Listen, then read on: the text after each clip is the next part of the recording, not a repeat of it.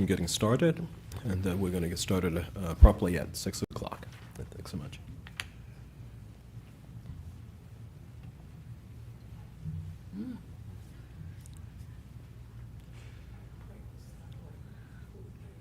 Yes,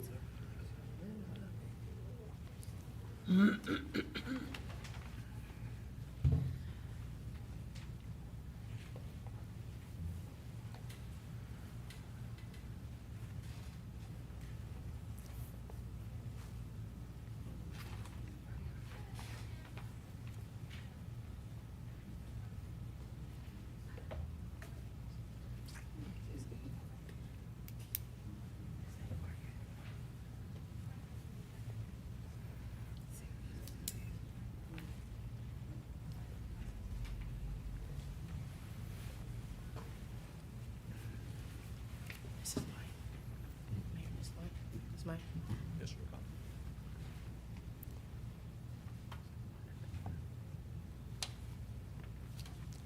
We can go if you want to. Okay, we're good? Okay, thanks. Okay. All righty, we're going to get started in just a moment. And our apologies are, for whatever reason, we haven't engaged yet. Having just some minor delay in our technical aspect of our meetings, but we're going to get started in just a moment.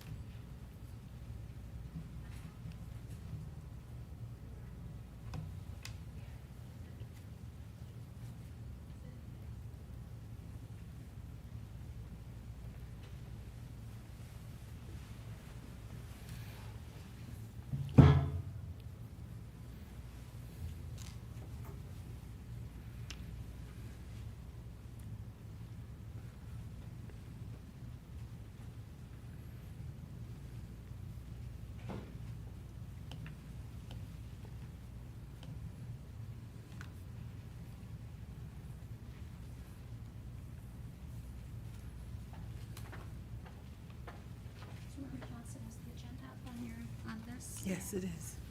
Thank you. Oh, how are you? Thank you for your patience. How are you?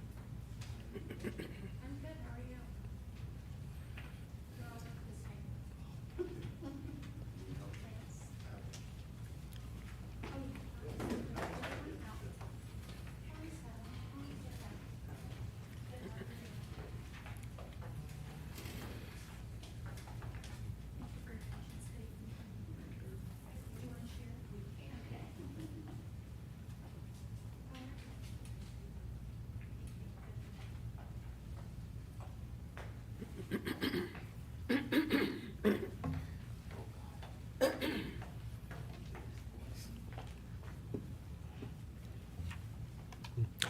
Thank you so much for your patience. At this time, we're going to come to order.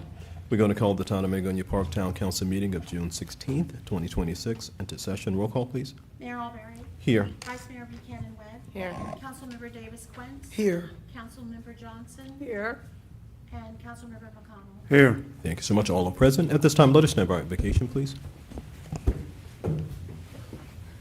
Good evening, everyone. Heavenly Father, as we gather here today, we acknowledge the significance of invoking your presence as we come together to make decision. We pray that you allow us your wisdom and your blessing. In Jesus' name, amen. Amen. A pledge of allegiance. I pledge Allegiance to the flag of the United States of America and to the republic for which it stands, one nation under God, indivisible with liberty and justice for all.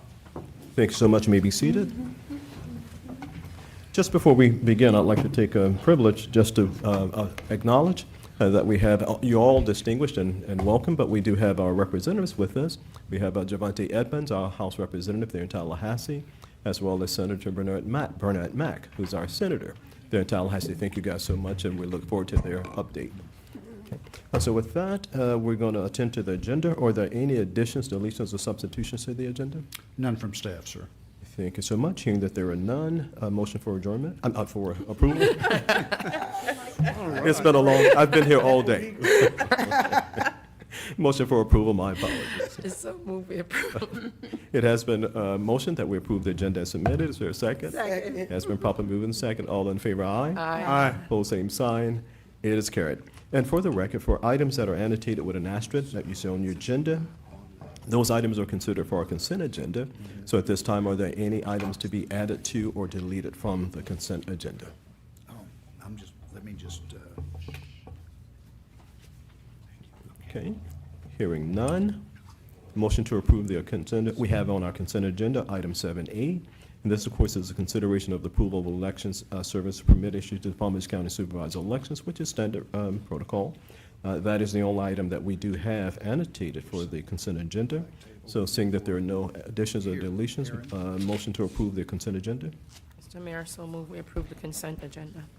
Is there a second? Second. Has been properly moved and seconded. All in favor, aye. Aye. Pose same sign. It is carried. We're going to continue on our agenda. Our next item is item 4.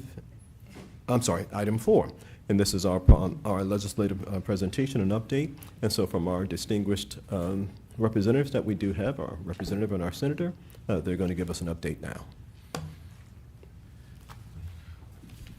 Good evening. Good evening. We're live. I love it. Council members, mayor, vice mayor, thank you all so much for having us. Town manager, town clerk. It's an honor to represent you all here in Tallahassee, representing Lake Park, Riviera, West Palm Beach, Mangonia Park, and Royal Palm Beach. But my favorite is Mangonia Park. All right, And so, thank you. It was definitely an interesting session, but before we turn and talk about all the matters of session, I want to take the time to recognize all of our partners that make this happen. So I want to start with Casey Denny, representing Sean Pittman. If you want to come up and just introduce yourself. Good evening. Good evening. Mr. Mayor, Vice Mayor, council members, manager. Thanks for having us here tonight. Just wanted to send regards from Attorney Pittman, who is unfortunately in DC right now handling some federal business, but happy to be here, answer any questions you have. And I'll leave it to these gentlemen to kind of lay the land out as to what happened this past legislative session, because there was a lot going on, so. And again, for the Thank record, my you. sincere apology, I failed to acknowledge you. So my apologies for the record. Not a problem. And my partner in the Senate, Senator Bernard, is going to join me in a few and talk to you about the deep issues such as property taxes and redistricting. But as you know, when we go to Tallahassee, we're supposed to be there for 60 days. We had another year of a long session, extended way past 60 days. So we saw 1,896 bills filed this year. Only 236 passed, both the House and Senate. That is extremely lower than usual. Typically, you'll see about 400 bills passed between the houses. But they say when less legislation is passed, it's better for the state of Florida. So already the governor has signed over 120 bills. And on top of bills that we look at, we also go through appropriations. Over 2,800 appropriations were filed this year between 120 members. So the dynamic of the Florida House, there are 120 members in total. There are 87 Republicans and 33 Democrats. That means that the Republicans hold a supermajority. That is just the makeup of the House. For the residents who are listening, I would love to have the graphic on the screen, so I'm going to try to articulate and be as detailed as possible so you all can get the vision of this. Every member serves on about 4 to 6 committees. I serve on 6. I'm the ranking member of the Health Professions and Programs Subcommittee, which is dealing with all of healthcare across the state of Florida. This legislative session, I was able to pass 2 pieces of legislation. HB 253, which is the Veterans Dental Care Grant Program. Essentially, if you're a veteran, this gives you more access to dental care. I don't know about you all, but I had a root canal recently, and it was probably like the worst experience of my life. And that was after I passed the legislation, so it was really impactful to see how intentional that this bill would be. We also passed a bill, HB 4035. It's really about the contracting licensing process. Myself and Senator Bernard got it past the finish line, basically streamlining how contracting processes work here in Palm Beach County. Of course, as a member of the House, we get 7 bills that we're able to file. One of my projects, HB 311, that I'll be running next year is the tax credit for assisting home buyers. This would have required or asked corporate companies to give up to $5,000 to pay for their employees' first home. It got to the last day of session and somehow it disappeared. So it's something that we're going to bring back in the future, along with the teachers' pay bill, increasing teachers' pay to $65,000. And along with another pet project, the Payment Scam Task Force. I don't know about you all, but I've received many fake scam alerts through my phone. I hate the scam calls day in, day out, and I want to do something about it. I think it's annoying. I think our elder residents who actually get fooled by it, and so that's something that we want to take up next session. We were fortunate enough to get in 2 projects to the budget, and that is really with the help of Senator Bernard, our lobbying team. But I mean, Senator Bernard did some last-minute things that really made sure that you all were taken care of. And so we got our Mangonia Park Mill and Repavement Program, and of course, we got the Addie Green Regional Park improvements for $220, and the other project was for $500,000. So a little bit, almost $1 million, myself and Senator Bernard was able to bring home. And with that, I want to introduce my colleague in the Senate who really makes things happen. Thank you for making time to be here, and can y'all give a warm welcome for Senator Bernard?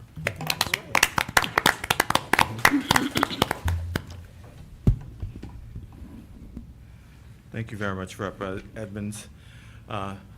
Mayor, Vice Mayor, and council members, it's great to be here today.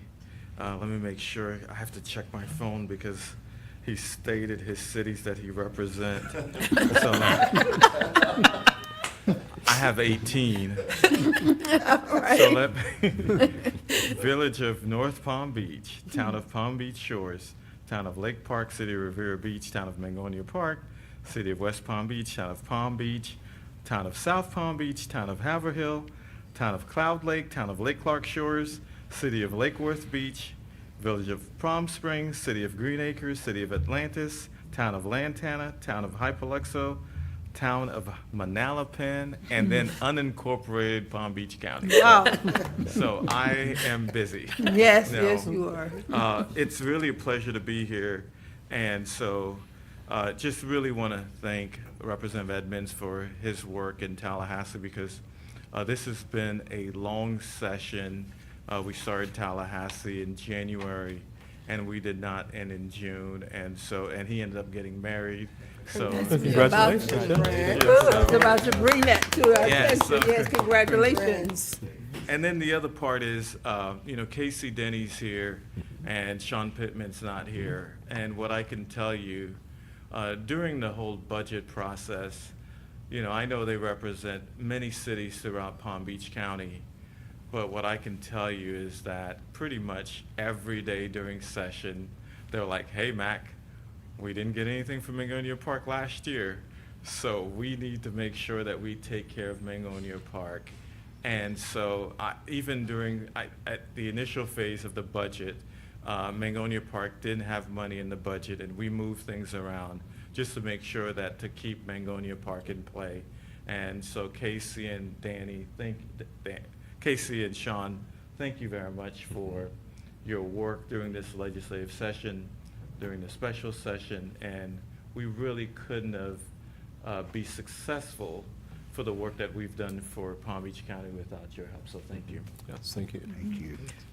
In regards to what happened during this legislative session, I have to say it came down to 3 main issues that I'd like to discuss with you, which is the budget, redistricting, and property taxes.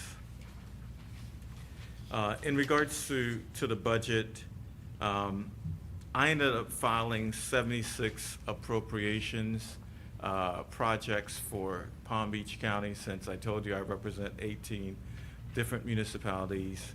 And so I filed 76 appropriations, and that totaled a total of $90 million that I wanted to make sure that I can bring back to Palm Beach County. And so what we were able to do during this legislative session was we ended up getting 42 projects in the budget.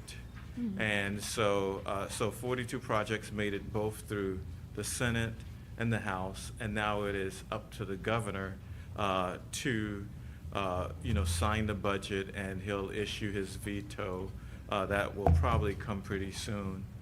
The new fiscal year begins on July 1st, so that means that sometime between early next week, most likely the governor will sign the budget and issue his vetoes, and so we'll see how the budget, what's his vetoes, how it's impacted Palm Beach County.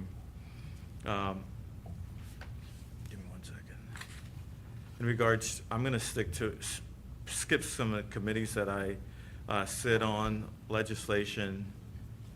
Yeah, I've got to, thank you very much. So in regards to appropriations, I wanted to highlight, because it's not just Mangonia Park's budget that I wanted to just talk about what's appropriations for just Mangonia Park, but also West Palm Beach and also Riviera Beach, because, you know, like we received $2 million in the budget for the Australian Avenue Drainage Project, which is right down the street. So even though it's not in Mangonia Park, but it impacts the residents of Mangonia Park. So for Riviera Beach, we were able to secure the City of Riviera Beach Law Enforcement Training Center, Representative Edmonds and I, $500,000. For the Boys and Girls Club Teen Workforce Readiness Center in West Palm Beach, $1.5 million. Roosevelt Elementary School program enhancements, we received $440,000 for Roosevelt. The Australian Avenue project, last year the governor vetoed $800,000 from that project. I think we did that together. And this year we put in $2 million that got through both the House and the Senate. Peanut Island, which is the bunker restoration project, $650,000. The YMCA of the Palm Beaches, which is more closer to the zoo, $1.5 million. Cox Science Center, $3 million. The multi-mission aircraft, that's the emergency response, so they can get a new helicopter for first responders. We received $3 million. The youth center at the Lord's Place, which is right down the street, $500,000. The Mangonia Park Addie Green Regional Park Improvement, $220,000. The mill repaving program that's Representative Edmond mentioned, $500,000. The Riviera Beach Utility Water Treatment Plant, $1.5 million. And I know we need to come back and see next year how we can, I think we had submitted $2 million for Mangonia Park, so I'm hoping that we can come back next year, since we were trying to get that for Riviera Beach this year. And so hopefully we can request that $2 million. So make sure you hire Casey. So we have $1.5 million in the budget for that. Give me 1 second. All right. We have a West Palm Beach pilot testing for use of alternative water supply, $375,000. Fire equipment for West Palm Beach, $163,000. The West Palm Beach, Old Okeechobee rail safety, that's the Fern crossing, so that way we can address traffic in West Palm Beach, $3 million. And then for the West Palm Beach downtown signalization, so we can address traffic also on Okeechobee, $3 million. Palm Beach Atlantic University, $2 million. Gulfstream Goodwill, which is right down the street, another $438,000. Goodwill Workforce Training for the unemployed, $500,000. Connections Autism School and Vocational Center, I think that Casey and Sean Pittman worked on, that's $1 million. And of course, Arc of the Palm Beaches, which is right here, we're able to secure $1.5 million. So in regards to the budget, we're very happy that we're able to secure funding for Palm Beach County. And what we're hoping is that, you know, the governor, this is his last session as governor, so I'm sure he will veto many of the projects throughout the whole state. But I know that Representative Edmonds and I, we've been communicating with the governor's team, speaking to Casey and Sean Pittman about the projects, their priority, because there's a lot of work that gets done after we pass the budget. And so it's communicating with the governor's office to explain the project. And so we've been in constant communications with them, so in that way we can try to keep most of the funding that's necessary for Palm Beach County. In regards to redistricting, the governor did call a special session for redistricting, which changed the districts of mostly South Florida. I believe in Mangonia Park, the current representative, which has been represented by the late Congressman Alcee Hastings, and Sheila Sherfield McCormick, Congresswoman Sheila Sherfield McCormick, the District 20 congressional seat is the seat that the governor targeted, that he wanted to change that district.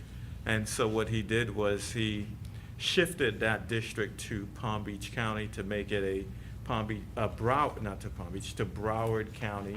And so the District 20 now is now only in Broward County. And what it did by shifting District 20 out of Palm Beach County, it impacted the districts in Palm Beach County. So to the north, Congressman Brian Mass's district did not change much. And so it's just minor changes to Congressman Mass's district.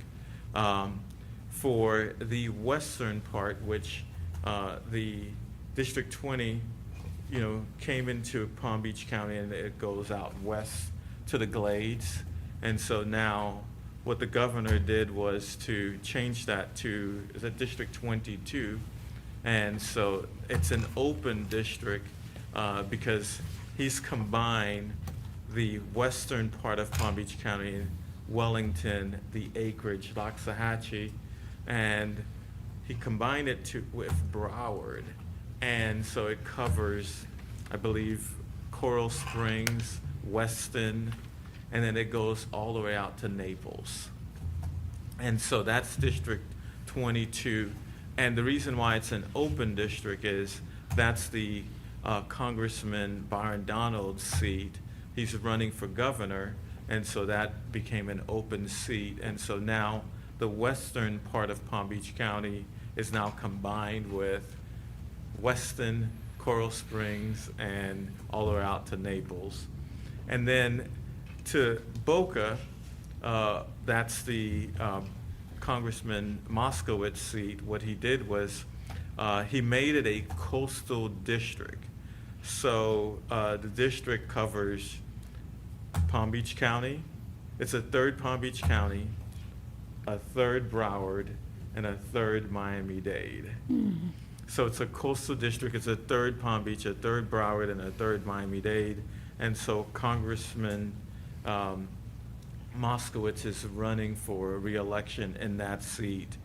And for the remaining part of Palm Beach County, Congressman Lois Frankel's seat, she currently covered from Delray Beach all the way to some parts of Lake Worth, a little bit of West Palm Beach. And so now her district shifted north.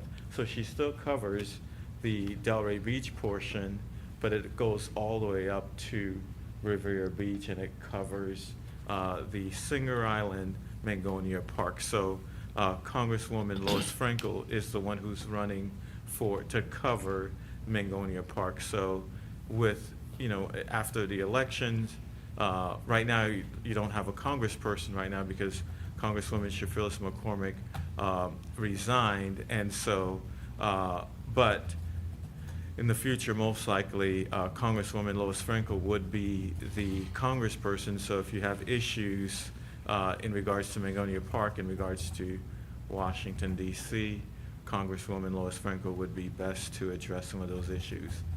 And then the main item, which is property, you have a question? I just want to understand the district. What is that for Lois? It's Frankel? District 23. It is 23. So it's okay. District 23. I think her current district is 22, but now it's District 23 for Lois Frankel's seat. And I believe the supervisor election, Wendy Link, probably was going to be sending new voters registration cards to most of the residents that's been impacted by these new district numbers. And pretty much most of Palm Beach County is impacted, so most likely everyone in Palm Beach County is most likely receiving new voters card coming soon, so in that way they'll know exactly, most likely they'll have the same precincts, but they'll have new district numbers in regards to Congress. And the last big item, which was the last item that we had to deal with, which was property taxes. And so the governor in March 4th of 2025 in his when he did his State of the State, he stated in his State of the State that, hey, he wants to eliminate property taxes, and he didn't state if it was going to be homestead. He just said he would eliminate property taxes. And so now we ended up with a special session on property taxes, and I'll give you the three main items that the property tax that was voted on by both the House and the Senate. And so the homestead exemption right now, we currently have a 50,000 homestead exemption, and the homestead exemption on January 1st of 2027, it'll go up to $150,000 if you have lived in the state before December 31st of 2026, and that you've claimed homestead in the state. And so it'd go to $150,000. And then in 2028, the homestead, it becomes a super homestead, and it goes to $250,000. So if you've owned your home from as of December 31st of 2026, it'll go to $250,000. And then after December 1st in 2029, it would be adjusted for inflation. So the $250,000 can go up based on inflation. Now, for the residents who move to the state of Florida after January 1st of 2027, if you buy your home after January 1st of 2027, then you still would get the $50,000 homestead, but you'd have to wait 5 years to get that super-sized homestead exemption. So right now, if you move on March 4th that's my birthday of 2027, that's what I remember. And so if it's after that time, you'd have to wait 5 years to get that. Unless that this board or Board of County Commissioners in 2030, you can make that decision. In 2030, you can say, hey, I want to remove that 5-year waiting period.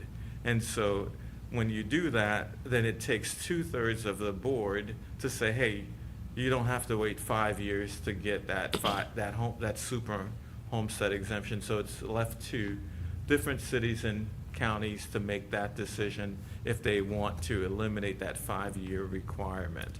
So that's kind of like, and that it would be based on a critical local need. If it passes.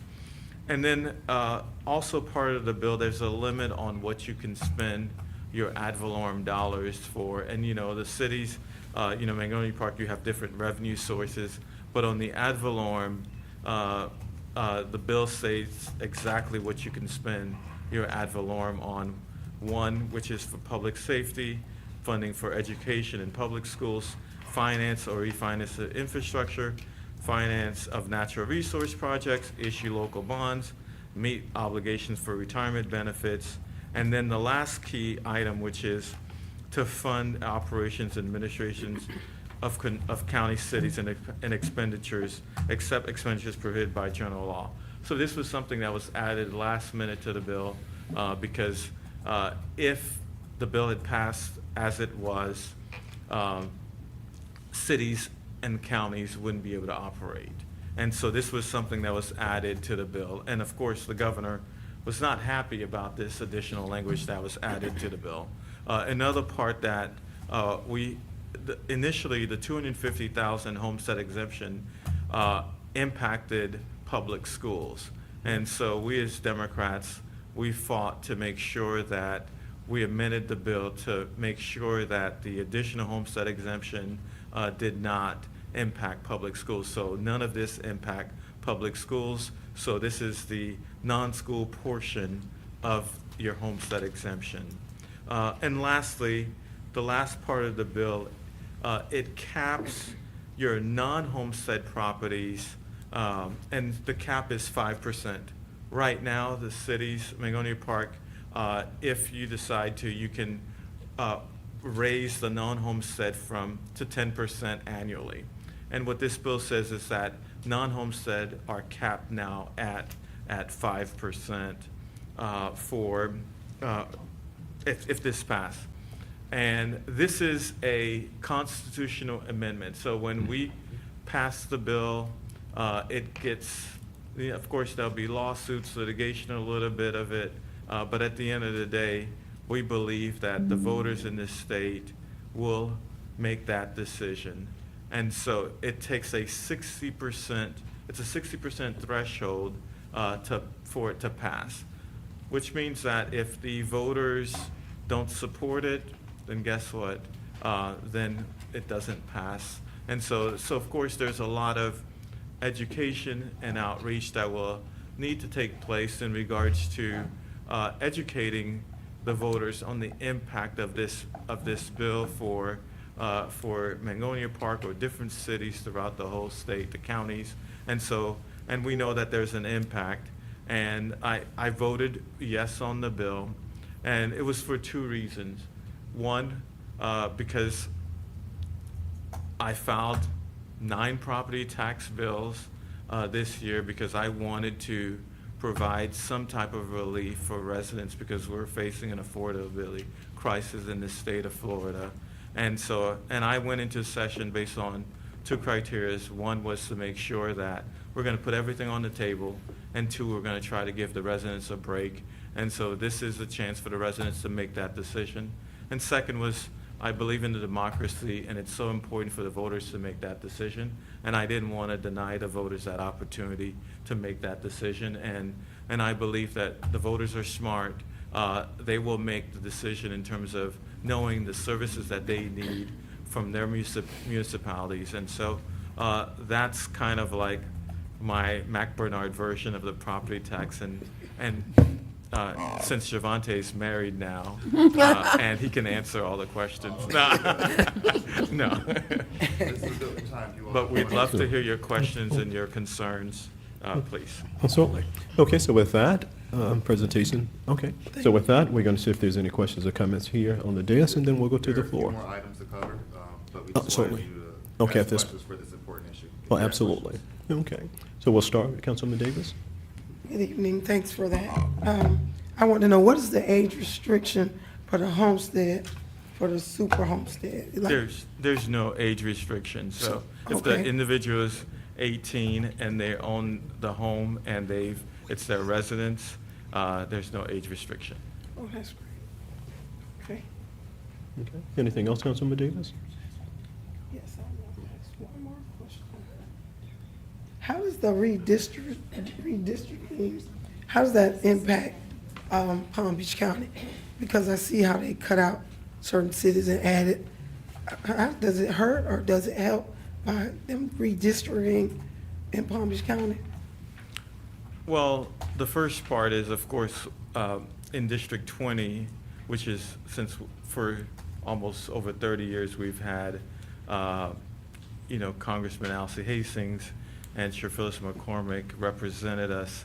And so now it's changed the representation for this area in regards to Riviera Beach, Mangonia Park, and most of the black areas of Palm Beach County. But in regards to our power in DC, I believe that there's a silver lining because we have an additional representative now in Congress, so that can potentially help us because we went from 3 to now 4 Congress people who really now covers more of Palm Beach County. Okay, thank you. Other council comments or questions? And if anything does come up, we'll be here. So I just want to cover just 2 more. Just before you move, we'll see if there's anything else on the item. I have a question or two if there's nobody else. No, you go ahead. Okay. Just a rhetorical question. How many of the districts covering the I-4 corridor and the Panhandle was redistricted? So in the Panhandle, the districts that cover the Panhandle pretty much from Pensacola, pretty much to like Jacksonville. They stayed did the not same, get- or?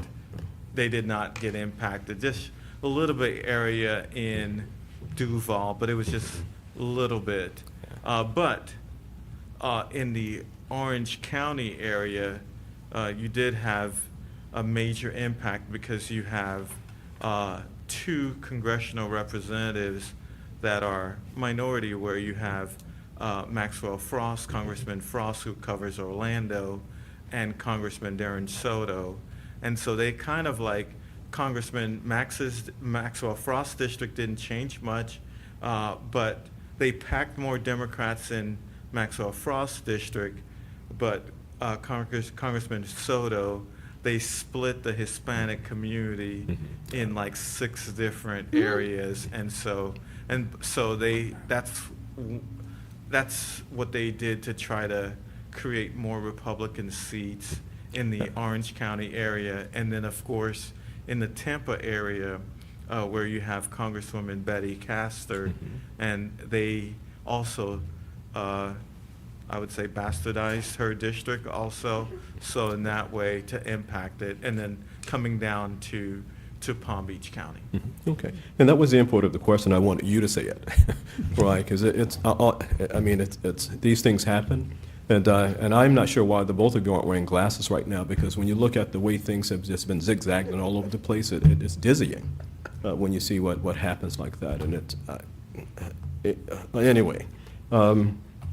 Now, of course, we know that the homestead issue is going to be a ballot issue. Of course, we're a small municipality, but we're trying to get the word out because unfortunately, as stated and appropriately, we need people to understand that on the surface, it sounds like a great idea, right? Where you mean now, it's going to go up and I'm going to get a little relief.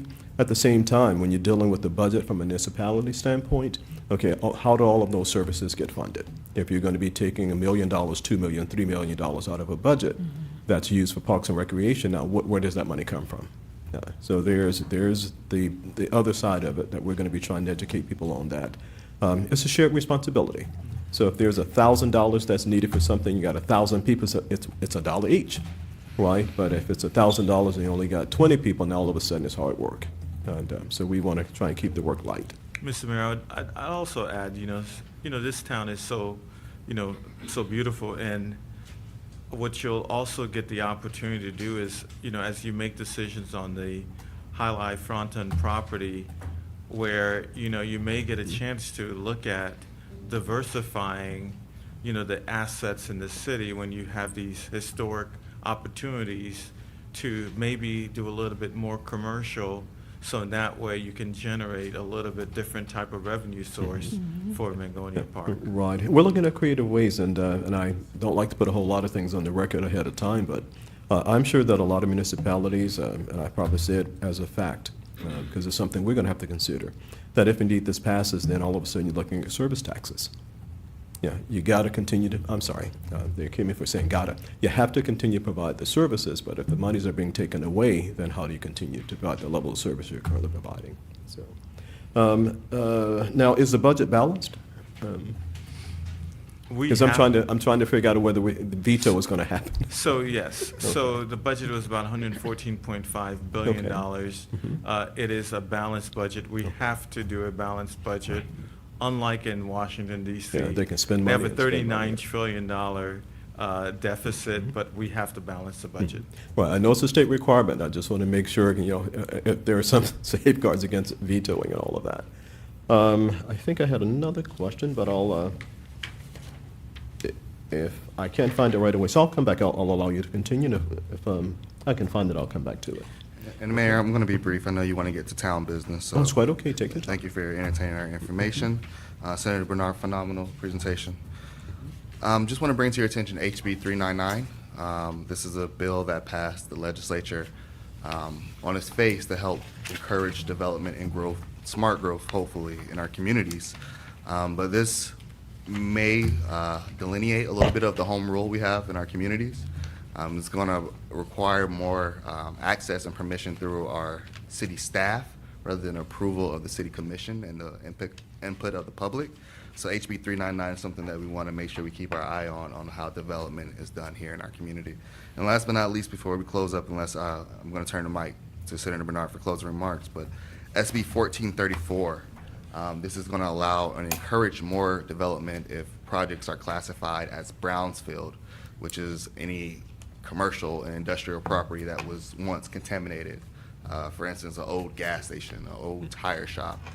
That will allow development to have an easier process for approval through staff rather than city commission. So these are just 2 bills that will encourage development. And of course, in our county, we want smart development. So I just encourage you all So just make sure we do our due diligence to be proactive and adjust accordingly to what potentially may come.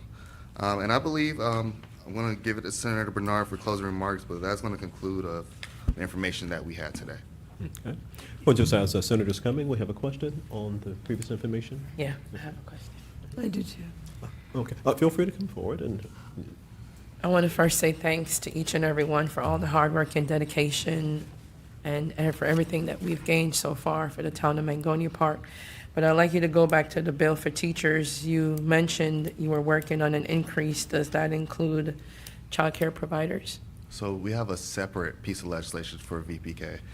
We know that the issue is that we're only limited to 3 hours. Our dream would be to extend it to 8 hours so parents can work, kids can learn. But that costs roughly $250 million to accomplish that. So we are looking for a way to meet in the middle of 5 hours. So this legislation I'm going to continue to propose, but the amount that it will cost has been the heartburn for the legislature at the time. So with the elementary schools now starting VPK at age 3, you find where most centers and family childcare homes are losing because they get to go to elementary at an early age. So elementary give them those 3 hours and those extended hours. Mm-hmm. So what would happen to childcare on a whole? So year after year it has gone into a deficit. We know that transparently. But we have talked about that option of extending it to 3-year-olds. But again, that costs roughly $60 million. So again, at the end of the day, whether we extend the hours or move the age requirement, it's about how do we pay for it. Essentially, when we just cut the business sales tax a year ago and we're looking at cutting property taxes, the question is always where do we get the money to pay for these things? So it's something that I'm paying close attention to. Yeah, We just got to find a way to fund it, thank you. which could be through Bright Futures. The Florida Lottery. So, there's options there that's tangible. Okay, thanks. alrighty. A related question in terms of, just an educated guess. So what are we spending in Florida on charter schools at this point? Just an educated guess. Roughly, correct me if I'm wrong, it's about four to 6 billion right now. But we don't, never mind. So we have the money to fund it. We're working on it. Okay. I understand where you're coming from. Okay, thanks. All righty. Okay, so with that, any other Yes, questions here? you tickled my interest when you mentioned brownfielding. And had not really studied much about that, but I'd like to understand. You were saying property that has been left desolate or whatever. Yeah. Can we consider a certain part of Mangonia Park? So that is up to the state. The state makes that determination, the Florida Department of Environment and Protections. So if they deem the property a Brownsfield property, you could use that process to help develop property in your community. Okay. I'll have to study up on that. Yeah, it's something very interesting to look at. Just for examples, old gas stations, dry cleaners, warehouses, auto repair shops, sites near railroads, all that is here. So we just got to be Yeah. mindful of I development. know of a good 24,000 acres we could consider. You and I agree. Okay. Okay, all righty. Now, we do want to give them an opportunity. We're going to go to the floor. We know that they're busy and probably have other things, so we want to finish the presentation, and then we'll go to the floor, providing they have the time, and we'll spend as much time as they have. Okay. Thank you, Mr. Mayor. We're just going to close. Just want to thank the residents who are here, who sends us to Tallahassee. It's a 6 or 7 hour drive. I drive to Tallahassee every week, but it's a 6 and 7 hour drive, and it's an honor to represent the town in Tallahassee. And I just want to continue to thank you for coming to Tallahassee during Palm Beach County Days. It's so important for us to see you. And lastly, just want to say thank you so much to the Pittman Law Group, Casey, Sean, their whole team, for their dedication to the town. And I can tell you, we wouldn't be successful in Tallahassee without having this team to help us. So thank you very much. Oh, absolutely. Thank you, guys. We'll see if you have a minute or two. What we're going to do, if it's okay, council, we're going to go to the floor, see if there's Sure. any questions from the floor, giving them opportunity. And okay, so at this time, we're going to open the floor to any questions you have as it relates to the presentations from the House Representative and Senator, as well as our lobbyist. Casey is here. Any questions or comments from the floor? We cover everything Yeah. Okay, all righty. So May I with just that, say to the residents that are here, I just want to say to the residents that are here, we have the best representatives in Tallahassee taking care of our area. I thank all three of these who are here from your office and what you've put in for Mangonia Park. We continue to love you as you continue to love us, and congratulations on your marriage. okay. So, and again, thank you guys so much for, we know it's hard work, and thank you guys so much for your dedication, and to Casey and our lobbyists, the Pittman Law Group. As stated, when we're there, we sort of watch how they run around and they drag us around for that day and so forth. Right, getting to meet people, it's nonstop. And, so we know it's nonstop.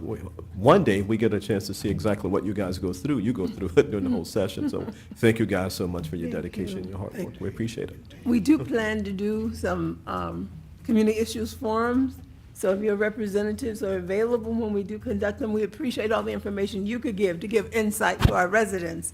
Because I know the residents heard a lot tonight, and they probably don't even know what to ask right now. But I'd love to give you the opportunity in a forum to get more details, get more clarity, so you can share with your neighbors what the potential things we have to consider in voting, so that we can be upfront and prepared. Thank you. Oh, certainly. And we're going to be working offline with their offices. And so when we have our back-to-school bash annual festival and so forth, we can have representatives come from the office and/or themselves. Okay. So we look forward to it. Again, thanks so much for Thank all you your all hard so work and much. dedication. We appreciate it. Okay, thanks.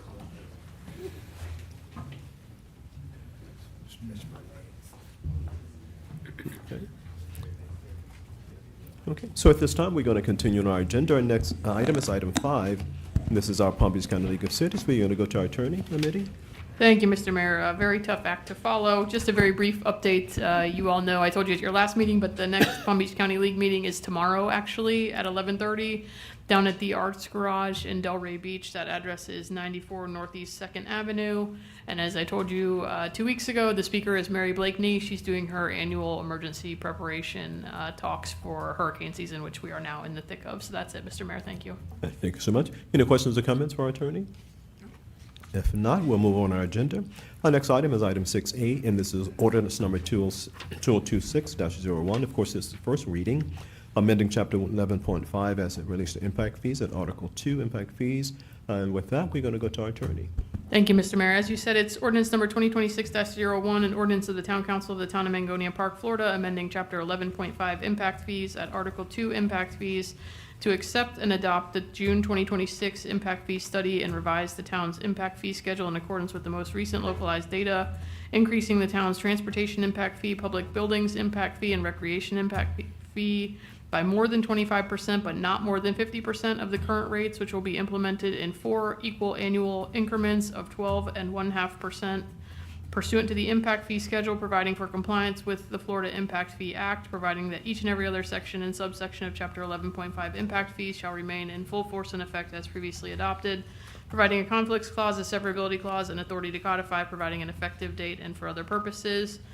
Same thing I explained at your local planning agency meeting earlier this evening, an amendment to increase your impact fees to the 50% maximum allowed by state law over the next 4 years at 12.5% each year. As I told you prior, the first increase would be effective October 5th of 2026, and then October 1 of each subsequent year, an additional 12.5%.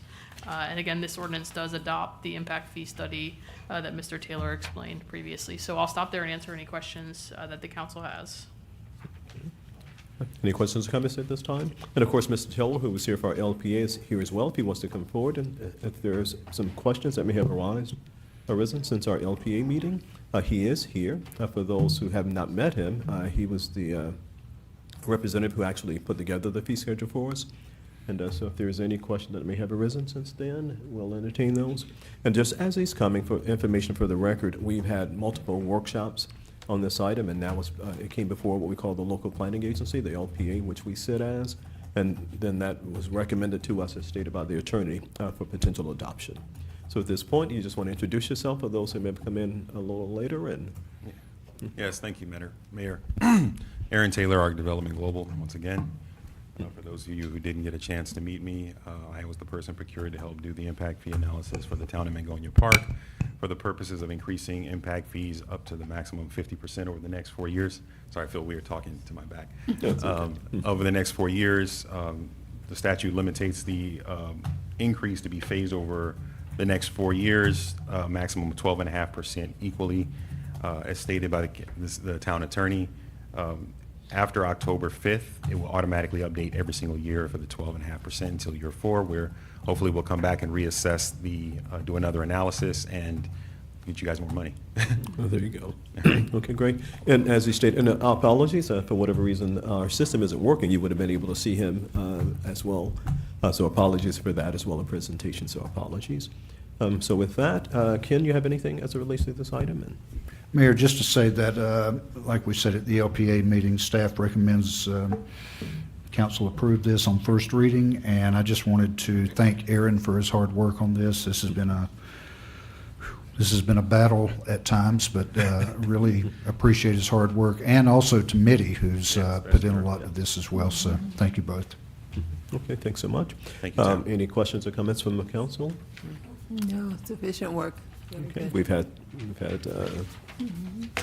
had full conversation on this item. Okay.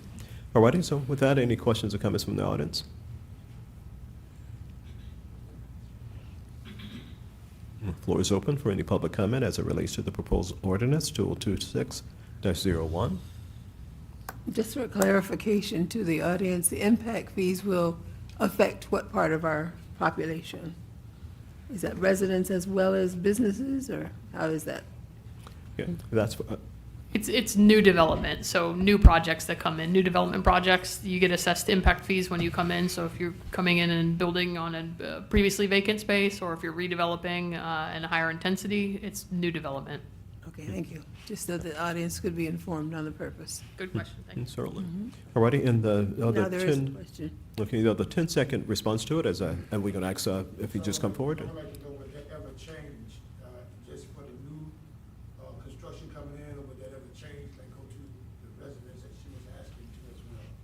Would that ever change down the road? Or could it Impact, change? impact fees, it's set by state law, so no, it's on new development. Okay, all righty. Any other questions? Okay, and then just another 10 seconds, and this was necessary because impact fees had not been adjusted since forever. 2009. 2009, right, and for the most part, we sort of get an administrative fee, if you will, kind of a thing, but most of it goes to the county, and so we're trying to capture some of that has been going there, okay? All righty, so with that, if there's no other questions or comments we're back now to the dais, if there's no other questions or comments from council? I guess my only other question, you made a point that I just sparked a thought in my mind. The impact fees, the amount that goes to the county, is there any way that we can recapture those dollars for our use within our municipality? Only if we're able to get grant approvals from the county for various projects that we've submitted for. What about if we do the, oh my, the term just dropped right out of my mind. The CRA? Yes, that's it, CRA. Little something different. We don't want to confuse them with the mixed information, so, yes. So, but there's a potential, yes. Potential, that's what, I just so that some people don't really have a clear understanding of how beneficial a CRA could be for a community. And with establishing a CRA, there is a potential of getting some of those dollars back to the municipality. That's what I just wanted to make clear. Oh, absolutely. Take this circuitous route to come right back when it should just stay, yes, but Yes, sometimes that's we have right, to it do should that. just stay with us, Okay. but. So if there's no other questions or comments from council? So at this time, we have heard it read by title, so at this time, we'll entertain a motion as it relates to ordinance number 2026-01. Of course, this is first reading. Mr. What's Mayor, your so pleasure? move, we approve ordinance number 2026-01, first reading. Second? Motion has been made and seconded that we approve the ordinance upon first reading. Any questions on the motion? Hearing none. Roll call, please. Councilmember Davis Prince, Yes. Councilmember Johnson, Yes. Councilmember McConnell, Yes. Vice Mayor Buchanan Webb, Yes. and Mayor Alberry. Yes. Thank you so much. And Mr. Tully, thanks so much for all of the hard work. We appreciate it. Thanks so much. Okay, all right, thanks again. Okay, we're going to continue on our agenda. Our next item is item 7A. I guess we have two As. Consideration of the approval of a 90-day interim contract between the town of Mangonia Park and Durrani Gu, doing CBO CFM for the provision of building inspection services and plan review. At this time, Ken? Mayor, Vice Mayor, and Council, first of all, my apologies, there's a typo on his name, so it's Durrani Guy, G-U-Y, so my apologies on that. Also noted for the record. Okay. So what is happening, Jose Rodriguez, our current chief building official, is stepping back from his duties with us effective the end of the month, and so we needed someone in a hurry and ultimately permanent. And Durrani was recommended by both Bill Dennison, our former building official, and also by Jose, our current one. So the recommendation is that we hire him for a 90-day period while we're advertising for the permanent person, and who knows, it may work out to where he is a permanent person, but we would put out an RFP for that as we did last time. That seems to be our standard practice. But he is here along with his lovely wife, and if you have any questions for him, fire away, or for me or the attorney. Certainly. So we're going to ask Mr. Guy if you just come forward and feel free to introduce yourself and just give us some information as it relates to your bio. Good evening. Good evening. Mr. Mayor, Vice Mayor, council members, Ken, Sherry, committee, distinguished residents.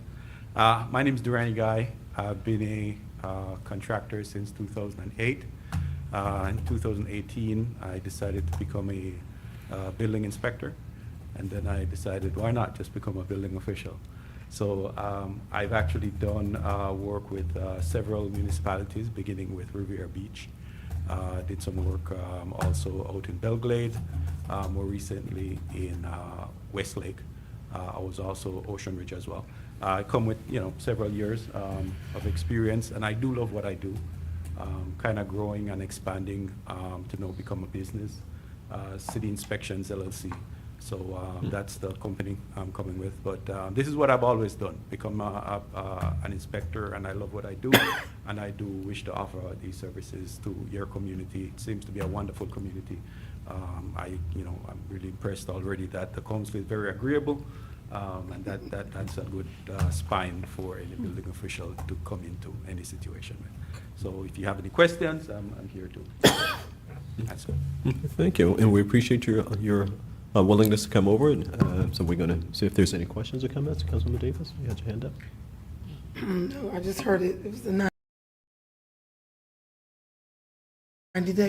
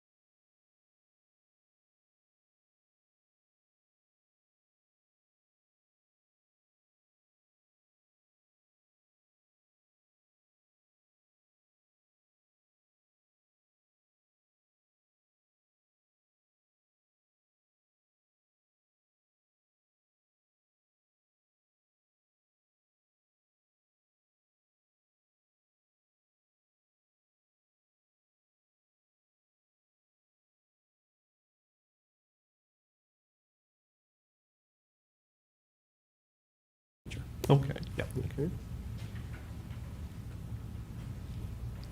you're still currently working with the three municipalities you mentioned? No, I'm actually only now working with the town of Haverhill. Haverhill? Yep. Okay, currently. Okay. Is that full-time or? Well, just a consultant? It's a smaller jurisdiction, so okay. it would not impact my ability to also cover this municipality as well.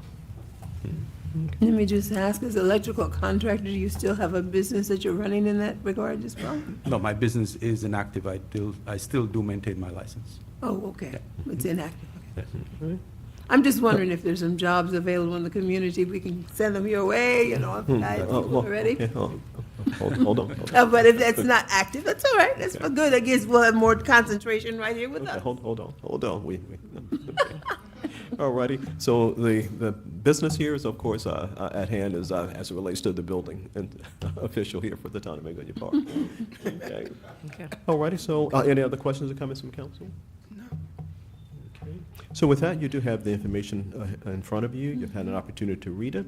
We'll see if there's anything, Ken. No, Okay, sir. Amity, of course, we have the agreement in front of us. Amity? Yes, Mr. Mayor, and the only thing I'll say is I think Mr. Guy provided a form agreement. I prepared the town standard agreement, the agreement that you've used for previous building officials. It has your rates that were in your agreement. The language is very similar, but my preference is always that we proceed with the town's agreement. Well, absolutely. Okay. Thank you. And Mr. Guy, you've received the copy of that? I did, As yes. well as the fees and all, and that's agreeable to you, if approved? Okay. Okay, good. So noted for the record. That was All righty, so anything else from administration, or? No, sir. Okay.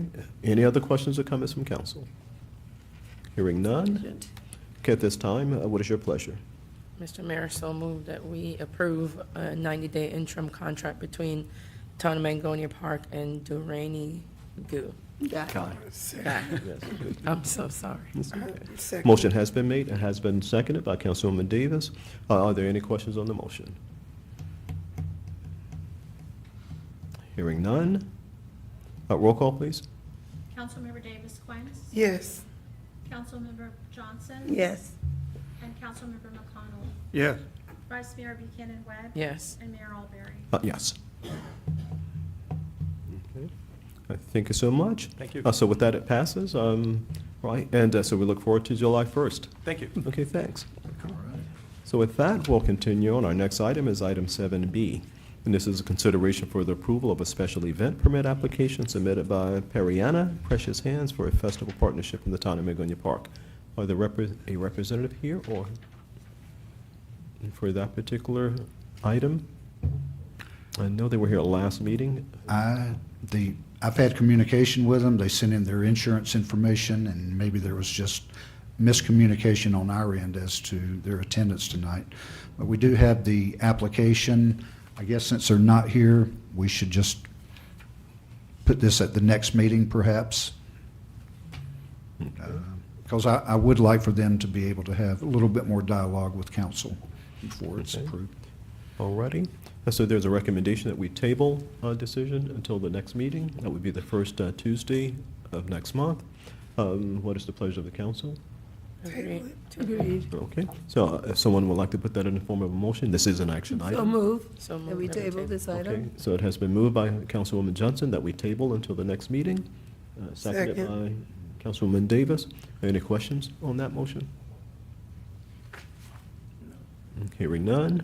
All those in favor, aye? Aye. Hold same sign. It is carried. Thanks so much. Our next item is item 7C, and this is a consideration of the approval of an agreement between the town of Mangonia Park, and CMA, aka known as Chenmore and Associates, for air-based comprehensive plan update. And of course, we have to do this every so often in the amount of $90,000. And we do have a representative here. We're just going to actually just state your name and address for the record. Yes, for the record, Lance Lilly with Chenmore. I'm a senior planner and project manager with the firm. First off, thank you all for having me this evening, Mayor, Council. As the Mayor alluded to, this is a document that is required by Florida statute that must be updated in order to essentially keep your guiding document for the town to move forward. The state did come through relatively recent, which was the past few months, and asked that we evaluate whether or not the comprehensive plan requires updates. Through the evaluation, we did realize that the comp plan does require updates. A lot of things are outdated. And then also the current conditions of the town have changed since this most recent document. So through that process, we did notify the state, that, which I believe you all have in front of you, that the update is required and that the town will be moving forward with that update. So through that process, we're today requesting approval for the actual moving forward of this update with the town, so we can keep moving forward with this, so we make sure that we're in compliance with the state requirements. And that's all. Thank you so much. So just information, and we're going to turn it over to council. We did sit down in our budget workshop a couple of weeks back, and they were here, and they presented it before us, the proposal and the purpose for it, as he stated in brief. This is something that's required that we have to update. I think it's every 5 years. It's every 7 years. Every 7 years. Correct. Every 7 years we have to update, and it's that time. So it's before council to discuss, but we have had conversations and meetings concerning it. So with that, we're going to start to see if there's any comments or questions from council.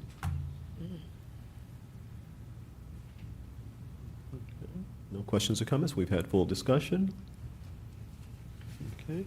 Ken, anything? No, sir. Okay. Mitty, anything? No, Mr. Mayor, thank you. Okay.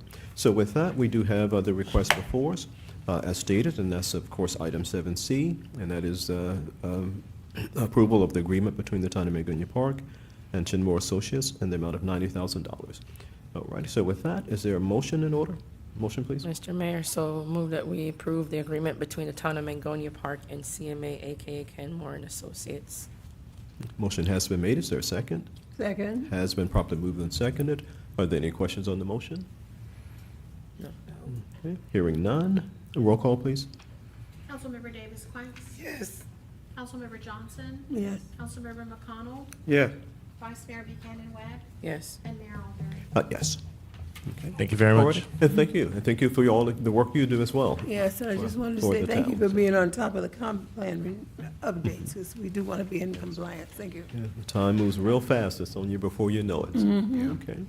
All righty. So our next item is item 7D, and this is consideration for the authorization to purchase F-350 Super Duty Crane Service Truck from Town Cars at 1126 53rd Court here in Mangonia Park. Ken? Mayor, Vice Mayor, and Council, so this was at our last meeting, and we had some really good discussion, and the direction from council to staff was to go to Town Cars, which is local on Australian, and also to speak with S&N Auto of Lake Placid. So the day after, I did speak to S&N Auto from Lake Placid. We had their information on their vehicle. I explained to them we would like to do a trade-in. They instructed me to get as many photos of our trade-in as possible, also to send in the VIN number, which I did at the same time. We reconnected with the Town Cars, and they still had their vehicle available. We took Pierre Olson from our water department over there. He test drove it, kicked the tires. No, I'm just kidding. He test drove it, and then he worked the crane for about 10 minutes just to make sure it was comfortable and that everything was functioning. So he did that, and he said, yes, this would be a good vehicle. So what we did from there, at council's request, we took it to local auto care place, and they kept it for 2 days. They went over it with a fine-tooth comb. They drove it, and they came back and said they found nothing out of the ordinary with this and that it should be a good vehicle for us. So subsequently, S&N out of Lake Placid, they never came back with any offer for a trade-in. We didn't hear back from them. So the recommendation on that is to go with the Town Cars on Australian. With our trade-in at $17,000, the total price would be $45,000. So that would be the recommendation, that tomorrow morning I deliver a check to them and we pick up a vehicle. So I'll answer any questions that you may have. Thank you so much. We appreciate it. So any questions or comments from council? No, it sounds rather thorough. Follow the directions that we gave. Very good. Okay. All right, and again, for the record, there has been previous conversations here from the dais as it relates to it, and directives given and followed, and now it's back before us to approve. If there's no other questions or comments? All righty, motion, please. Just a comment that, you know, the longer we put off getting it, of course, if we call somebody in, we gotta pay them. So we might as well get the truck and get it in service and stop paying somebody else for bringing their truck to do the work. Oh, absolutely. Yes, I certainly agree. Okay. Any other council comments or questions? Yeah, and I think that we hurry our truck over there real quick before. What is the arm reach on this truck again? We don't have the specs in front of us. We did at the other meeting. What is it? It's beyond the 6 foot that we, Yes. okay, it's beyond the 6 foot. Okay. Okay. So with that, if there's no other questions or comments, motion, please. Mr. Mayor, so move that we authorize the purchase of the F-350 Super Duty crane service truck as indicated in the mayor's presentation, the manager's presentation. And that is not to exceed Not to exceed, as presented. yes. 45,000. Okay. Motion has been made. Is there a second? Second. Has been properly moved and seconded. Any questions on the motion? Hearing none. Roll call, please. Councilmember Davis Prince. Yes. Councilmember Johnson. Yes. Councilmember McConnell. Yes. Vice Mayor Buchanan Webb. No, And oh, yes, I'm sorry. Just a Yes. clarification for the record. Yes? yes. Okay. For the record, Vice Mayor yes. voted yes. Okay. All righty, and yes. Okay, so the vote was unanimous. Okay. All right, thanks so much. Our next item is item 7E. And this is consideration for authorization to purchase an 8-inch mag meter at the water treatment plant for compliance on the finished water counter recording. Ken? Mayor, Vice Mayor, and Council, this item has just come up recently, but apparently has been creeping in for some time.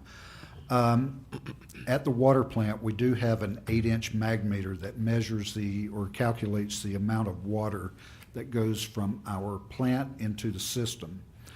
The last one that we purchased was 8 years ago. It's failing. We did have a pretty good superhuman effort by Pierre over there to give it some CPR, and it did work for about an afternoon. The health department, who stays on top of these things, their instructions were to submit to them a plan as to how we were going to repair or replace this. And so once we got it up and running for a few hours, I got excited. I called them and said, hey, it's working now. Great.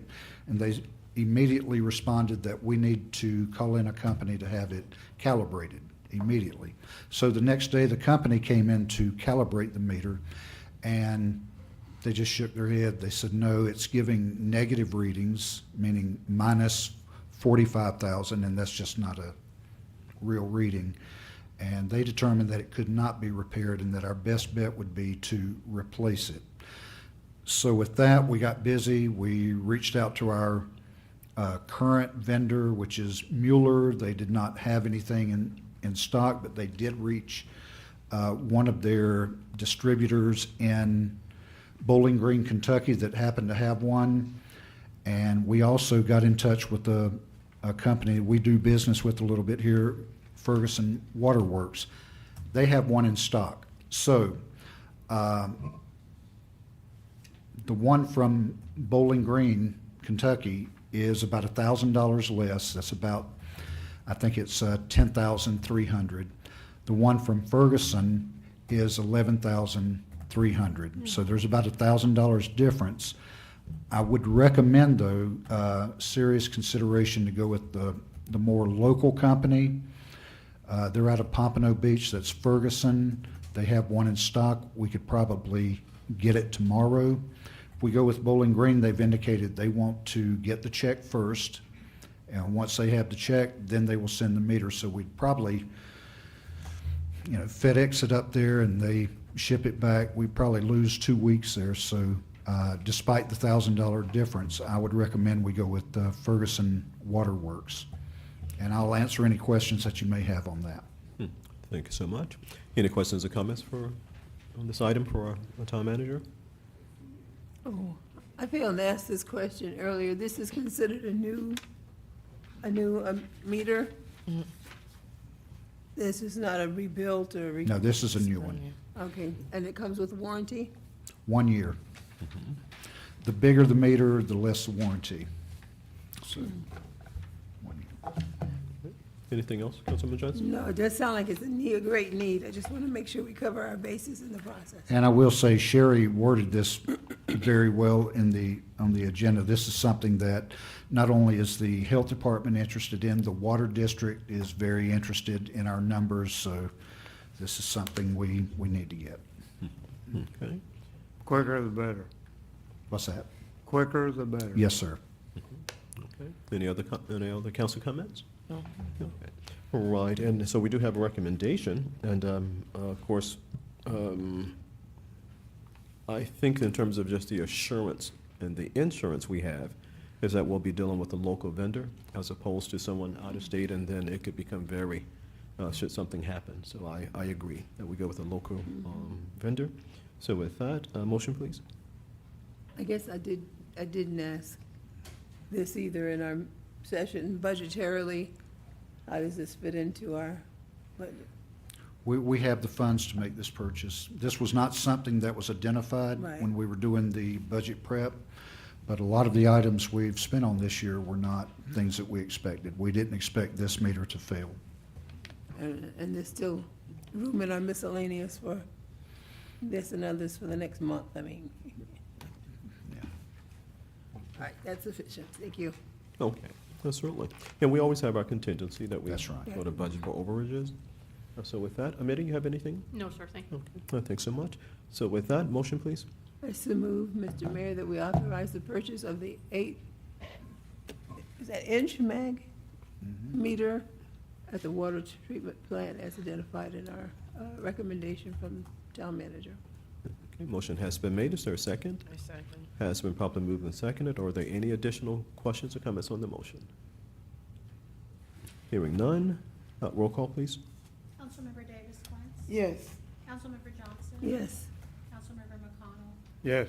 Vice Mayor Buchanan Webb. Yes. And Mayor Alberto. Yes.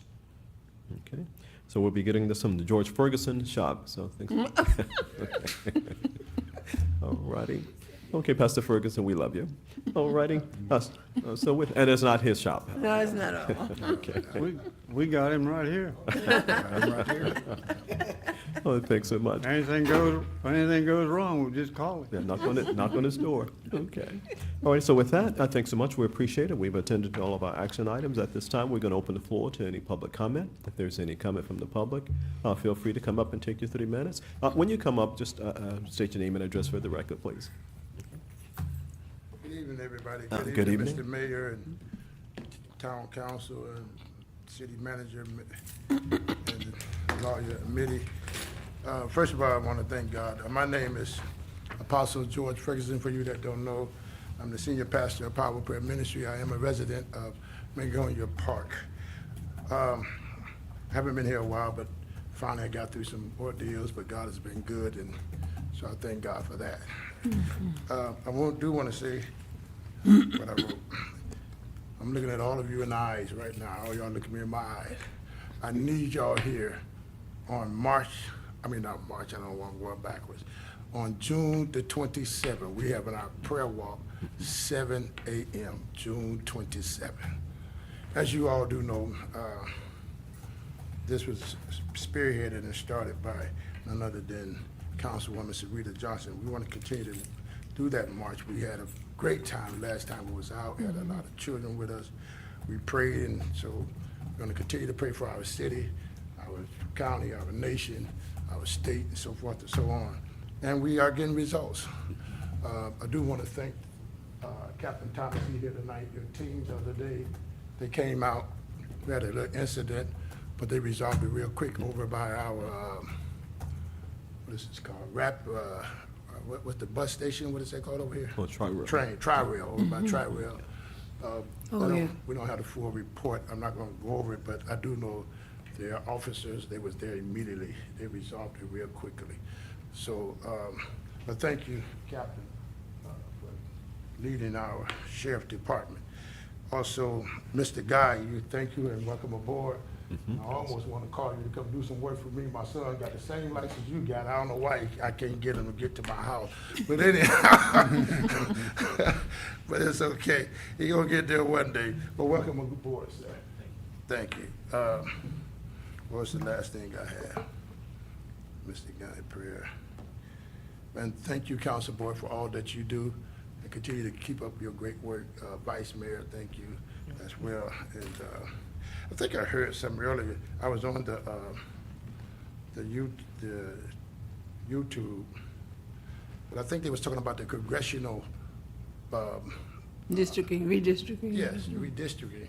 And I guess I gotta get with you off the line, but I think that's gonna be a pretty tough thing right now, because Lois Franco is taking over the Jupiter area all the way down to Lake Worth now, but they shifting her from the overall area. Is that what they were saying? Yeah. Palm Beach? Quite a few changes, he indicated, yeah. Lot of change, dealing with voting. But anyhow, we're gonna keep, that's why we need to pray. We need to come out and pray. Amen, amen. And vote, thank you for that.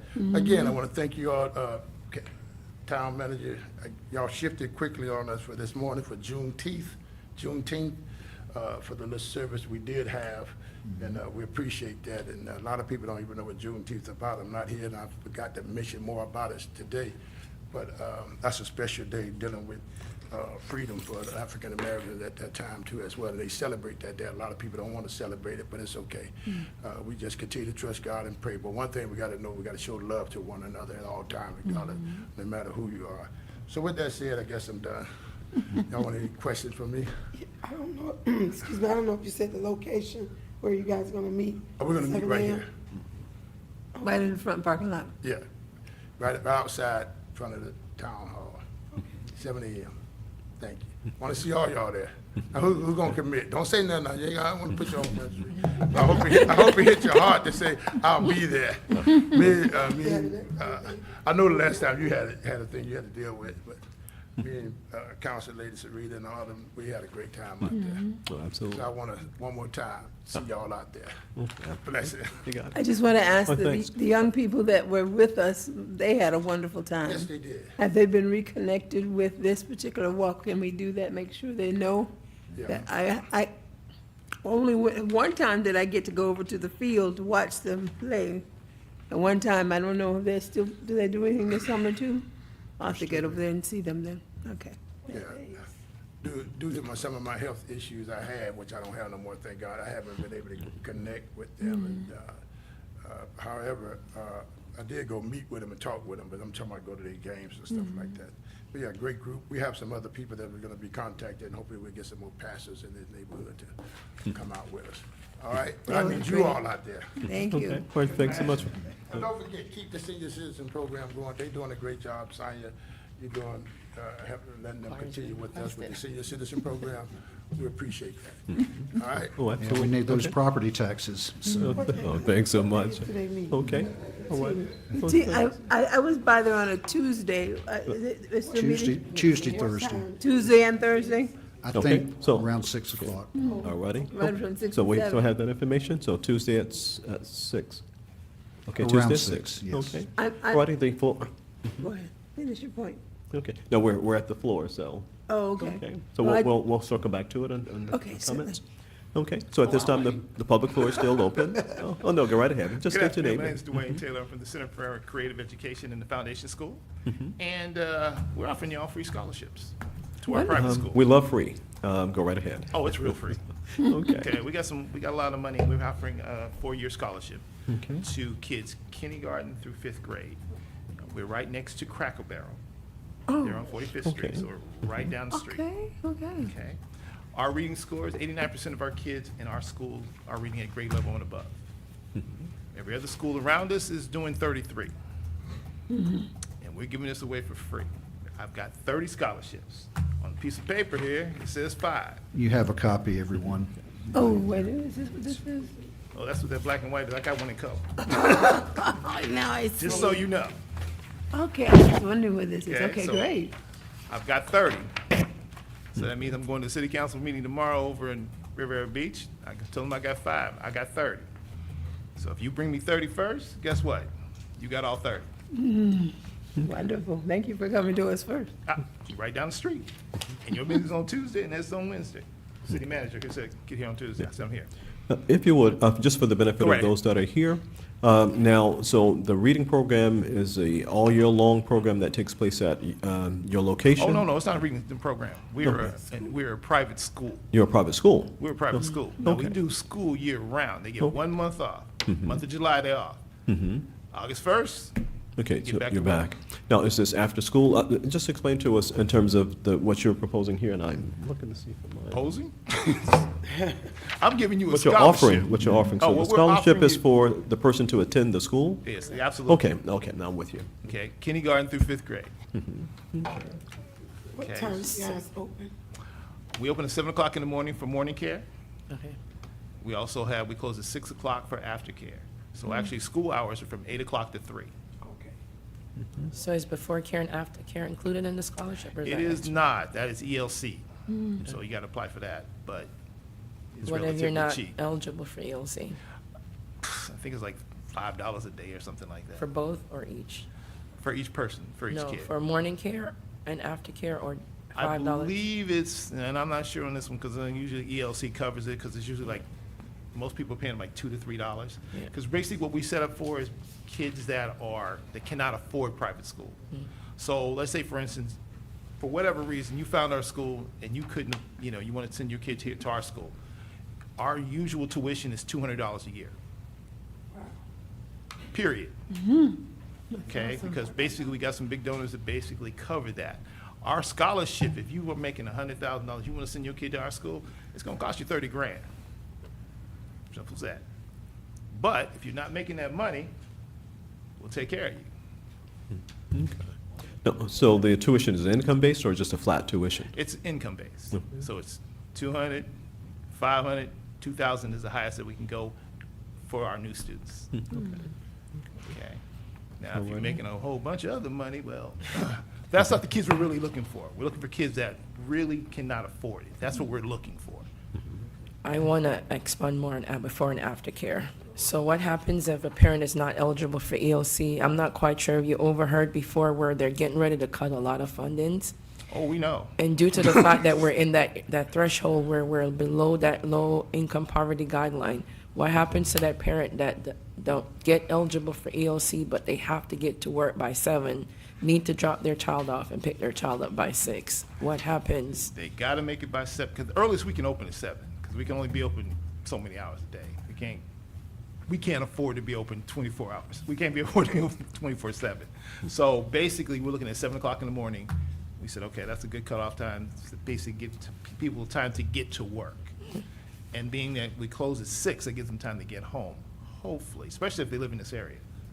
So that's what we're thinking. That's our thought. Now, if you got some other things that you're No, working thank with, you let for me know. responding. No, I was going more towards the funding part of it, that they The can't funding afford the before funding and after portion of care it, fees. I mean, at that point, we're looking at like, we hope that they can afford the $5 to $10 a day, whatever that might be.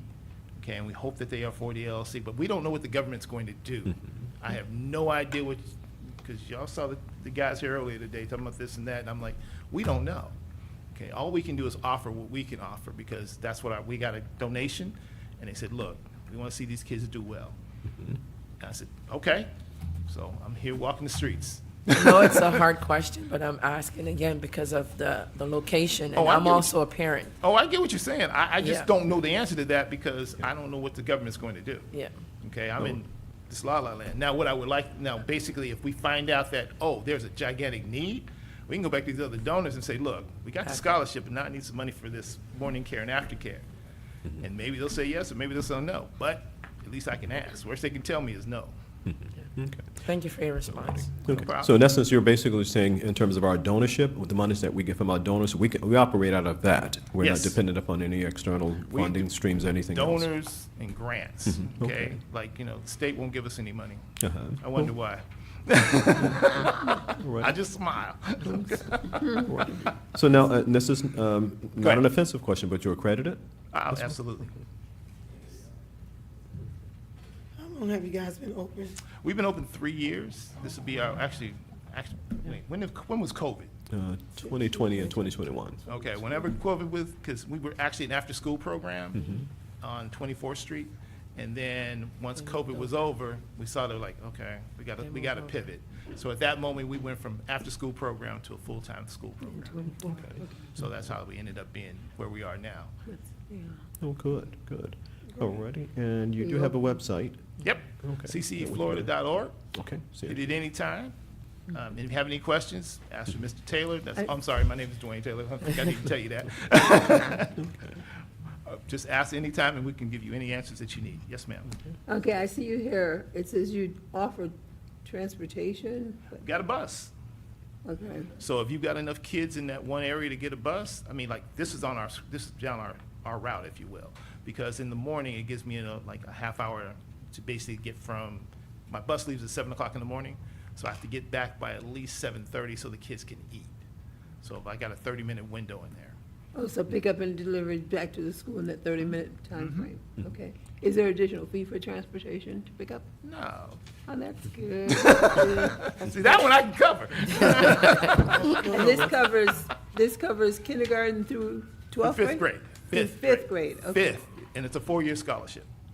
Okay, Wow. fifth grade, okay. Right, the breakfast, luncheon, their snack, that's all inclusive as well, and that's through the Absolutely. funding? Absolutely. As well, so it's not relying on VPK or anything like that? There It's ain't no all- extra, I got no extra fees. Okay. So one last thing, Oh, as a, she- as a, she's as a, interested. as a provider Why don't you and a come down to parent, school? as a provider and a parent, as is, there's a cap on ELC where there's not a lot of funding, especially for aftercare programs. And as is, kindergarten through first grade is kind of hard to get aftercare programs for them because some buses don't pick them up. So we the parents rely on the school for them to stay there. So creating a backup plan would probably be a good thing, especially in the time we're in now because school is about to start. I have about 4 or 5 kindergartens that just left my school, and as is, the parents are having issues with school or elementary or aftercare and before care, and that's one of the biggest issues we're having in this area. In our situation, basically, and I can get the ELC coordinator, and I can give you a call, because he's the guy in charge of that. In our situation, our ELC only is provided for our kids at our school. That's it. So if you go to our school, you can come there, and by the way, we got a $1.5 million playground at that school, which y'all come down and take a look at if you like. I've been there. You been there? I have. How come your kids ain't there? Okay, so we'll, What am I doing? okay, so now. It's right there, you ain't even coming? I'm sorry, go ahead. Okay, so what we can do then, as it relates to the item, it doesn't have to be coordinated through town. If we reach out to, let's just say we reached out to 25 families here, so, absolutely. They would just contact the school and just, they would hit stay that in the little- name of hit that little Mangonia thing on Park? You hit the thing on the bottom, boom, and. Okay. And they'll be interviewed and ready to go. Okay. Now, there are some criteria that we obviously have to make, because there's some, when it comes to kids in school, there's some, I forgot what is the term where they have these problems where they're autistic or whatever it might be. Oh, yeah. IEPs and IEP 504s. IEPs, that's it. Now, there's some IEPs we just cannot handle. Okay, we're a private school, we don't have all the resources that the district has. We will tell you up front that we can or cannot handle that. So there's some things that we cannot do.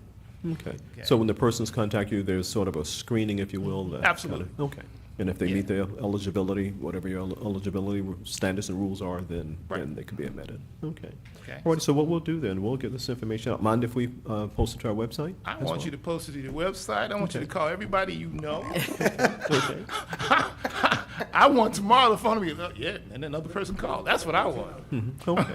Now, they don't have to say that I was referred from Mangonia Park, they just call you. They We just call- send, we're all- just making. No, what I want them to do is call and say they referred to this. Okay. Because remember, if they call without saying that they're aware of the free scholarship, we ain't gonna give them the free You scholarship. just go the regular entry. You guys go the regular way, but if you say that here's a free scholarship, I heard about it wherever. If you found a flyer on the ground and they got a free scholarship, then basically, yeah, we'll take that as a Okay, free okay, scholarship. all right, appreciate it. Okay. Any other questions or comments? No. Okay, so with that, All and thanks right. so much, we appreciate Thank you y'all. coming in. Thank you for coming to us. So we'll be Not a reaching out. problem. Okay, all right, thanks so much. Okay. Now, the floor is still open for public comment, if there's additional comments from the public. Okay. All righty. Okay. Any other comments from the public? If not, then we'll close the floor to public comment. We're back at the dais. So at this, now we're going to go through our reports. Ken, you have anything? Mayor, Vice Mayor, and Council, just a couple of things. Wanted to report the summer reading program's off to a great start. We have well over 50 children and a lot of good volunteers. Our teachers are naturally certified through the school board. So we're off to a great start there, and this is the second week. I want to thank everyone for the, especially the staff for today's Juneteenth luncheon. I think it went over well. The food was great, of course. We had a lot of good fellowship and actually met some new folks, so that was good. Apostle Ferguson stole my thunder on the prayer walk, so I'll leave it there. We did say 7 a.m., I believe. Okay. Want to thank council for a very productive meeting tonight. We got a lot of stuff done, and I appreciate that. Just a reminder that Town Hall will be closed on Friday in observance of Juneteenth, and I will be out of the office on Monday, but available if you need to call me. We will have a budget workshop either, and I'm going to nail this down based on feedback from some of you on your schedules, but either next Tuesday or the following Tuesday. So either the 23rd or the 30th, we will have a workshop, budget workshop. So I'll nail that down before close of business on Thursday and let you know. The next regular scheduled council meeting is July 7th. And so for anyone I don't see before then, happy July 4th. That's it. Thank you. All righty, so with that, PBSO, Captain?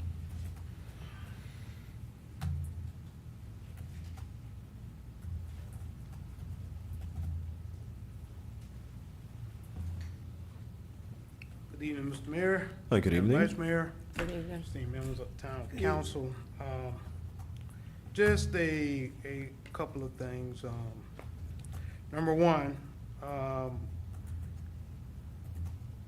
we want to put out to the community that if you get a phone call from someone identifying themselves as a police officer, Captain Thomas, or someone from PBSO, and that you have a warrant for you for failing to come to jury duty, it is a scam.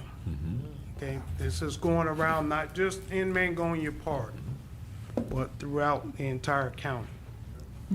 Okay, we had an episode just today, again, with that, and I cannot stress that enough, that we will not call you if you miss jury duty.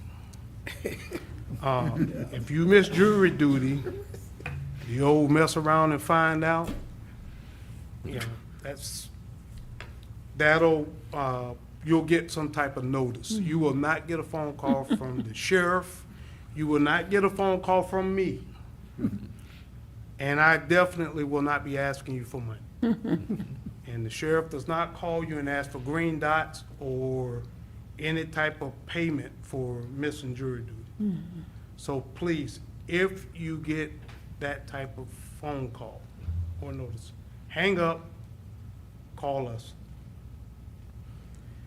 Second thing, I let the town manager know the other day that coyotes have been spotted in the area. And they were spotted in the area at the Tri-Rail station. So we just want to get the word out. If you have small kids or small animals, you just might want to be a little bit more vigilant. Now, coyotes are naturally afraid of you, so you know they generally won't be aggressive towards you. But if they are aggressive, they're probably rabid. But we, us, of FWC, someone needs to be notified if you do spot them, and if you do see them in the area, just give us a call, and just for the most part, leave them alone. They probably won't bother you, but please, by all means, do not feed them. Do not feed them. Are there any questions, concerns? Yes. Yes, ma'am. What type of numbers have the people been calling for in the scams? Are they 1-800 numbers? Are they 561? Numbers vary. It could be a 561, it could be a 954, it could be a 407. It could even appear to be our number. Wow. But just keep in mind, red flag is if someone is calling you, first of all, most of you know what I sound like, so. But if someone is calling and they're identifying themselves as a police officer and they're asking you for money, no. We will never, no police agency will call you and ask you for money. And depending on the type of warrant you have, either you'll get a visit from us personally, so that at that point you'll know that there is a warrant for you. We'll personally pay your visit. Or if you come across law enforcement in a traffic stop or some other type of interaction, and your name is ran and it comes back that there's a warrant for your arrest. But either way, you'll be personally notified, not by telephone, not by green dot. You know, we'll let you know. Right, any other questions or comments? Yes, I just want to know, we would love to have this information being made available to all the residents. Can this information be posted, like on website and on the community account, where we do the phone information? The town is working on it. Okay. Getting the word Okay, out. my other question is about the coyotes. Yes, ma'am. Now, you were saying they were seen near the tribal station. I guess that means they probably travel down the track area to this area, I guess. Or they I don't probably know. caught the train from Broward Yeah, County. they Well, you know, I'm not familiar with coyote behavior. Are they more available in the day or night, or does it matter? well, this particular bunch was seen during the day. And they were in the woods and upon sight of people, they went in the other direction. But, it's when they don't go in the other direction is when it's really going to be an issue. Right. And our issue is that, we've disturbed the habitat, plain and simple. As human beings, we've destroyed the habitat, so they move to wherever they can find shelter and refuge and so forth. And if you just travel out west, take the Beeline and any other place where it was natural vegetation and they were inhabiting, we're tearing it down and building, and so they're just looking for a new domicile, somewhere they can go. Just a quick question for the captain. If a coyote calls me and asks for money, what do you recommend? Answer that. Run. Give him a, I would recommend that you give him an Acme money order. So I will do Peg this. to the order of coyote. So give them the non-emergency number. Peg to the, give them peg to the order of coyote. All right, thanks so much, Captain.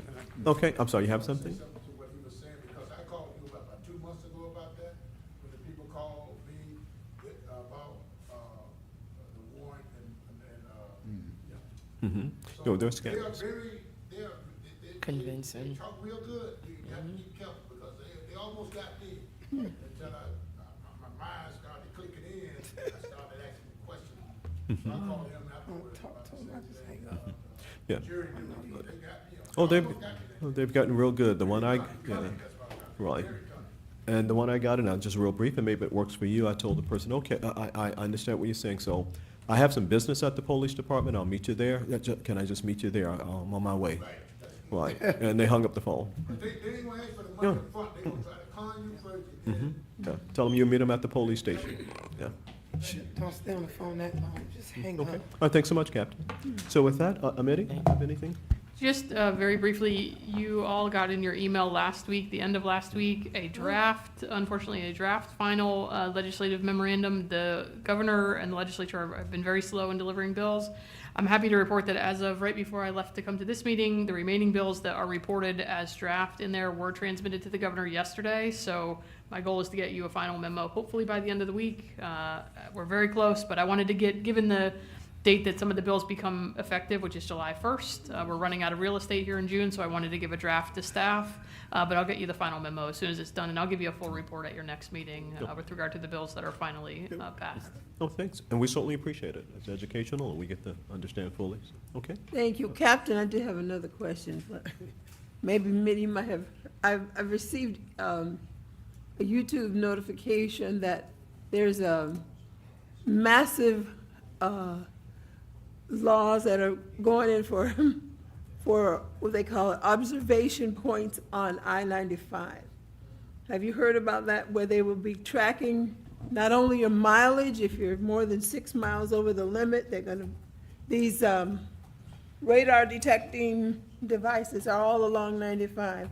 I am not familiar with that. The captain, maybe, I'll get with him and add that to the memo if that They have was a series of information in that. I think I'll try to get it to the captain and see if we need to post that, because if it is actual that these travel, I can say scrutiny is going into effect, we need to know, because they're saying that these surveillances, these cameras that they have posted all along 95 corridor, number one, they can read your tag number, and it will identify whether you have a registration outdated, if you have insurance outdated, and they'll be sending these notices to you in the mail based on whatever these surveillance cameras pick up from your ID, from your tags. Also, it indicated that in certain counties, these surveillances have already begun. It's doing a test run. But July 1st, this was for you, Captain, as well.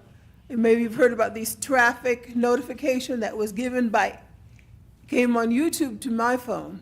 And I want to send it to you because it was very startling. It's all these laws that are going to go into effect July 1st as far as surveillance of 95. They have these, and I've noticed along 95, they have these look like little cameras, different posts, I don't know, what are they for? But then I could see these cameras would be the ones that are gonna read your tag numbers and be able to identify through your tag if your registration is outdated, if your driver's license is outdated, all this information they're gonna be able to pull up on that car and send notifications to you with fines. It also indicated if you're going over so many miles an hour, they'll immediately send you fines. I think it was over 3 miles over the limit, 6 miles over the limit, and 20 miles over the limit, I think is what they're different variations. But it's really giving some stringent requirements, and they said all state roads will eventually have these same surveillance cameras. I've noticed them on 95 going north, on the side of the road, about every, 20, 30 miles, I'll see one. And I said, what are these for? But that's what this email, this YouTube announcement was giving. I'll look for it again and send it to you. Okay. All I can simply say is that I'm not aware of it, so I'm not prepared to comment on that. Okay. But if you could send that to me, I haven't heard anything about any such legislation. But I'll research and get back to you, but as of now, I'm unaware of. That was only about the ones I can remember right offhand, but it was about 12 different things that they indicated they'll be monitoring on these cameras. Okay. All right, so Captain has an assignment. He's going to do the research and see if it's a bot or if it's something legitimate and report back to us. Okay. Thank you. Yes, certainly. All righty. Oh, so with that, Thank we're you. now That's all. for council comments. So we'll start, McConnell. It's Uncle Sam spying on you. Oh, person of interest, finally come into life. You have anything, McConnell? Okay. Councilwoman Davis? No, thank you. Okay. Councilwoman Johnson? I'll see you on the 27th at 7 a.m. Oh, okay. right here. Okay, all righty. Okay. Vice Mayor Webb? No. Okay. And for myself, just want to say thank you again, and thank you so much for bringing this information to us. We'll get that out for the tuition. And so we appreciate all of your hard work and your attendance, and we're going to wrap up and. On the walk, we said that we're gonna start unifying a color. So think about maybe we all wear white shirts or light colors that we could use as identifying we're prayer walkers. So if you have maybe a prayer shirt or a light color shirt that you want to wear, let me know. In fact, if we need to come together and order some shirts, we can do that as well. We'll talk about that. We'll have to discuss that one, so. Okay. Well, All righty, so with that. Okay, all righty. Anything else from anybody? Okay. All righty, so with that, if there's nothing else? No, that's all. Okay. All righty, so at that point in time, we've covered everything, and so we'll motion for adjournment? Just one quick thing, because I think, If I can have your attention, please? and Okay. apologies. So the painting of the speed hump, so that's going to take a little bit more traffic control coordination. Traffic's coming from all areas, so we're going to have to get the captain involved. And also to allow the paint to dry is going to take several hours, so we're going to have to close off roads. Going to have to do public notification, so a little bit more involved than the ones on Giller, but it's on our radar. Do it at night. Yeah, When people, that or Sunday afternoon. Okay, so with that, To pay them overtime. righty, so anything else for the good of the order? No, sir. I'm No. hearing none, then motion for adjournment? So moved. Is there a second? second. All in favor, aye? Aye. Pose same sign. It is carried. Thanks so much. Have a great evening. We appreciate it. Okay. When everybody sleeps.